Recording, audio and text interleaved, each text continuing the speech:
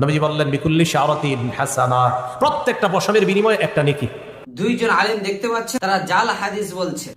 আমরা যে কোরবানিটা পেয়েছি, সাহাবা একরাম জিজ্ঞাসা করলেন, হে নবী, আমরা যে কোরবানি করি প্রত্যেকটা পশুর পশমে পশমে সওয়াব হয়, এই হাদিসটি মানা যাবে না? ইবনে মাজাহ হাদিস নাম্বার 3127 নম্বর হাদিস, অধ্যায় কিতাবুল আদাহা। প্রত্যেকটা লুমের বিনিময়ে একটি নেকি পাবে।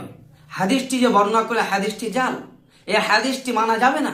আপনি বলবেন কেন মানা যাবে না? এই হাদিসটির মধ্যে দুইজন রাবী রয়েছে, তারা গ্রহণযোগ্য রাবী নয়, তাদেরকে কেউ মিথ্যাবাদী বলেছেন। আবু দাউদ নোফাইল, সেই রাবিটি বড় বড় বিদ্বানগণ সেই রাবিকে মিথ্যাবাদী বলে আখ্যায়িত করেছেন। এই হাদিসের মধ্যে আরো একজন রাবি রয়েছেন, সে হচ্ছে আইদুল্লাহ। তিনাকেও বড় বড় বিদ্বানগণ এই হাদিসটি নিয়ে যারা ব্যাখ্যা করেছেন, তিনারা বলেন এই হাদিসটি আইদুল্লাহ সে অপরিচিত, তাকে মানুষ চিনত না, সে হাদিস শাস্ত্র নিয়ে কোনো কথাই বলেননি। তাই এই দুইজন রাবির কারণে এই হাদিসটিকে জয়ী বা জাল বলে আখ্যায়িত করেছেন, হাদিসটি মানা যাবে না, এইরকম কথা বলেছেন। কিন্তু আমরা হাদিস কিতাবে পাই, কিন্তু হাদিসটি সহিহ কিনা, আসলে নবী মুহাম্মদ সাল্লাল্লাহু আলাইহি ওয়াসাল্লাম বলেছেন কিনা, সেটা আমাদের জানা দরকার।